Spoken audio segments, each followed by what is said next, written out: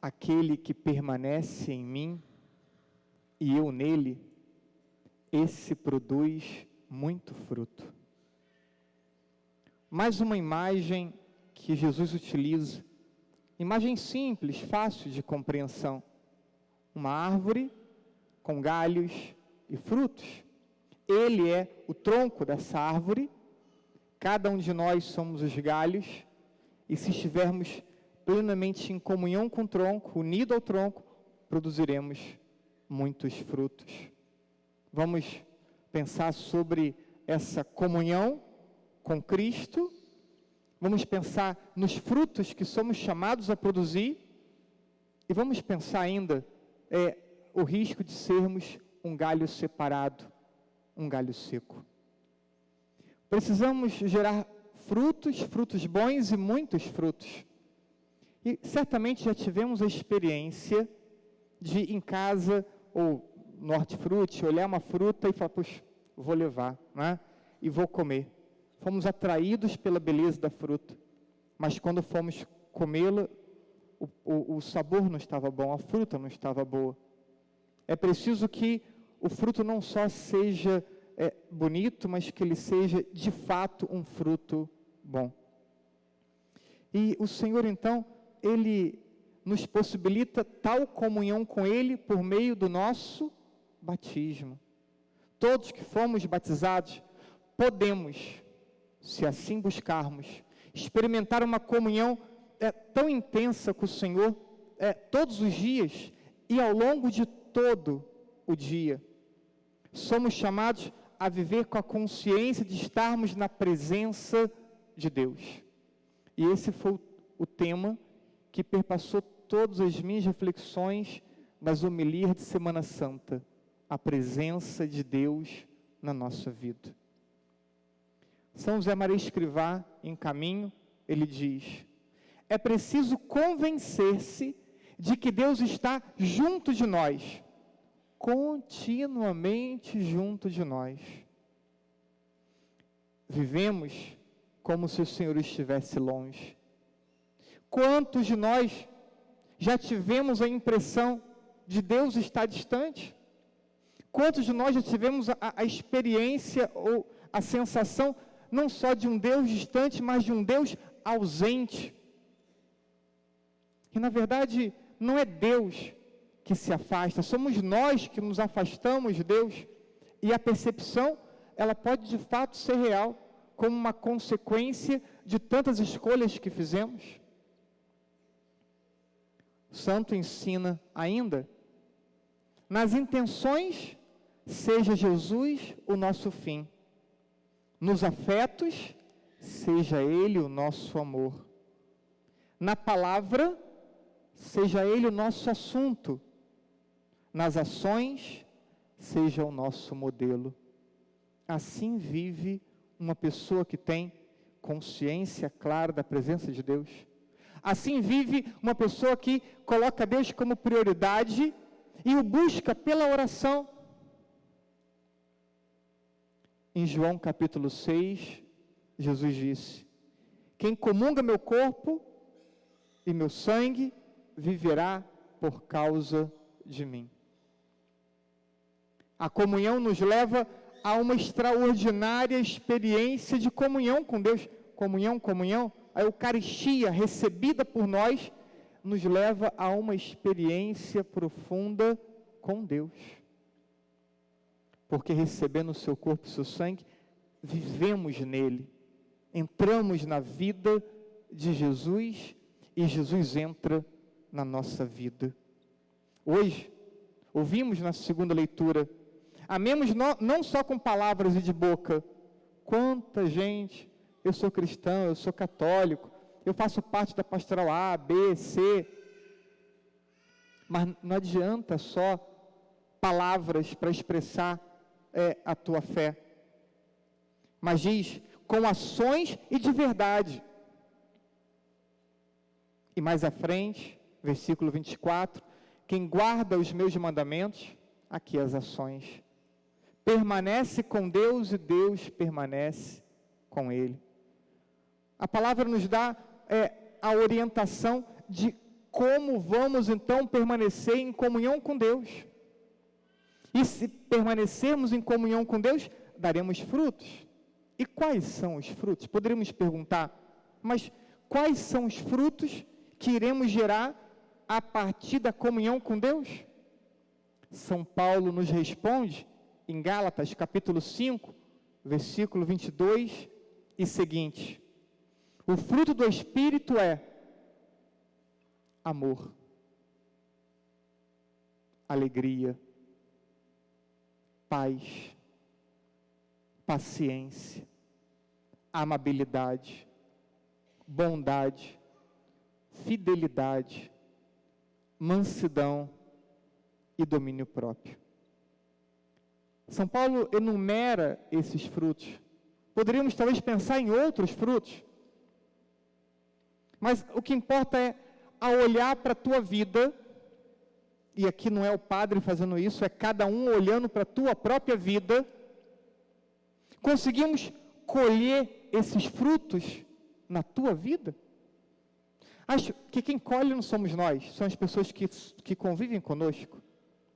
Tua família, teus amigos conseguem colher frutos de amor, de alegria, de paz, de paciência, de amabilidade, de felicidade, de mansidão, de controle na tua vida?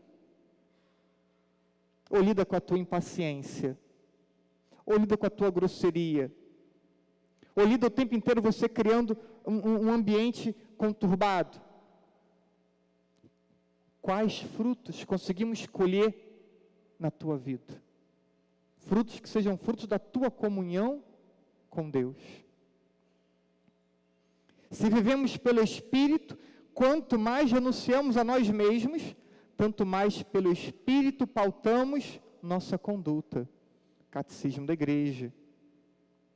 Enquanto crescemos na comunhão com Deus, crescemos na produção desses frutos. Quanto mais nós nos distanciamos de Deus, mais perceberemos a escassez dos frutos. E essa constatação é simples.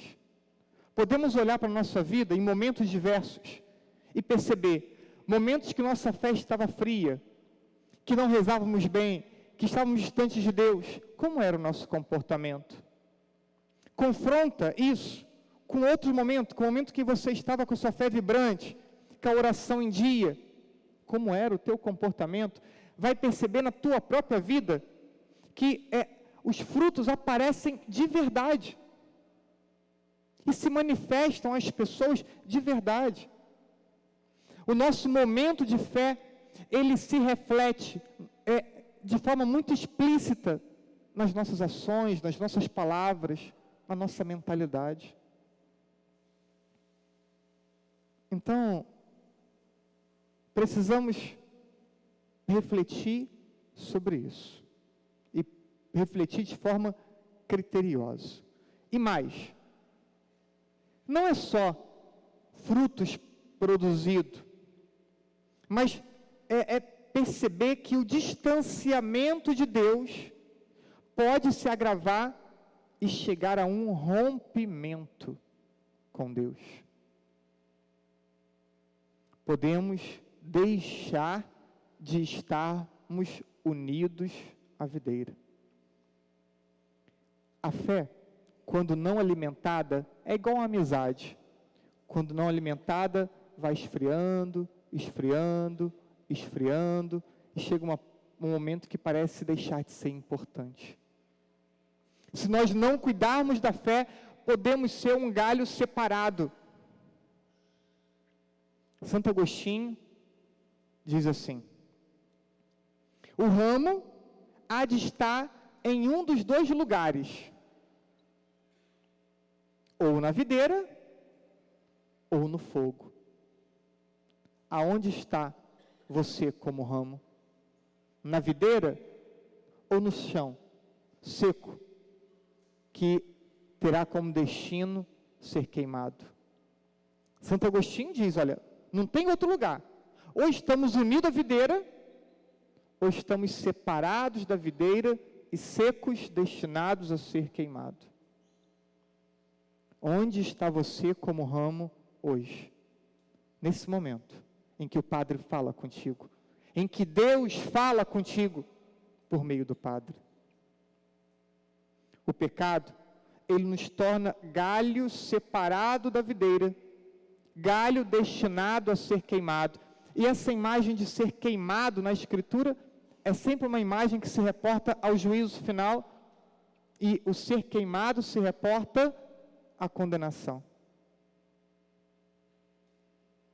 Então, não existe comunhão com Deus no pecado. Eu já falei isso tantas vezes, mas continuo escutando as pessoas falarem, né? Eu estou sempre com Deus, Deus está sempre comigo, mas a pessoa não reza, não pratica os mandamentos, não luta contra os pecados. Não é assim. Quem nos ensina o critério para estarmos ou não com Deus é a própria palavra, é o próprio Senhor que diz para nós: escuta a minha palavra, guarda os meus mandamentos para permanecer em mim e eu permanecer em vós. Se a sua palavra e os seus mandamentos não são escutados, guardados, nos distanciamos de Deus. E podemos,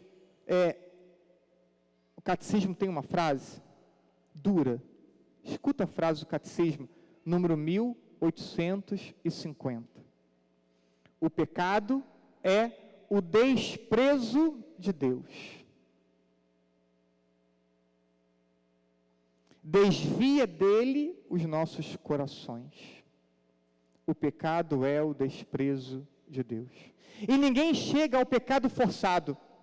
Nenhum de nós que pecamos fomos forçados a pecar. Pecamos porque escolhemos pecar. Fomos livres ao pecado. E o pecado representa o desprezo de Deus. Talvez não seja isso que você queira de verdade quando peca. Eu não quero desprezar Deus. Eu não quero ferir Deus. Talvez não seja esse o seu desejo. Não seja isso que você pense fazer. Mas é o que você faz ao pecar. Você pode não querer desprezar Deus. Mas quando voluntariamente usa a capacidade que Ele te deu para escolher, e você faz uma escolha errada, você despreza a vontade de Deus. É o que faz ao se afastar da vontade dEle para fazer a própria vontade. Algumas vezes na vida, poucas vezes, nossa vontade vai estar muito alinhada com a vontade de Deus. Vamos querer o que Deus quer. Mas muitas vezes, a maioria, Deus quer uma coisa e nós queremos outra coisa. E vamos ter que fazer o esforço de ter controle para, mesmo não querendo, fazermos a vontade de Deus. Ouvimos muitas vezes: eu sou livre, faço o que quero. Eu dizia para os crismandos ontem: ser livre não é fazer o que quer. Ser livre é fazer aquilo que não quer fazer. Isso é ser livre. Precisamos ser livres ao ponto de dizer não a nós mesmos e dizermos sim a Deus. Quem é capaz, quem tem controle suficiente para dizer não a si mesmo e dizer sim a Deus, esse é livre. Não é livre quem não tem capacidade de renunciar à própria vontade. Esse não é livre. Esse é escravo. Esse é dependente. É preciso termos clareza que somente em Jesus e em sua vontade produziremos todos os frutos que somos destinados a produzir. Só nele, só inseridos nele, só colocando nossa vida na vida de Jesus. Vivamos para Deus. Cultivemos sua presença no nosso cotidiano. E seremos tudo aquilo que Deus sonhou para nós.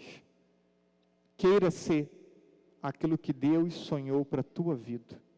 Não queira nada diferente do que a vontade de Deus realizada na tua vida. Assim seja. Amém.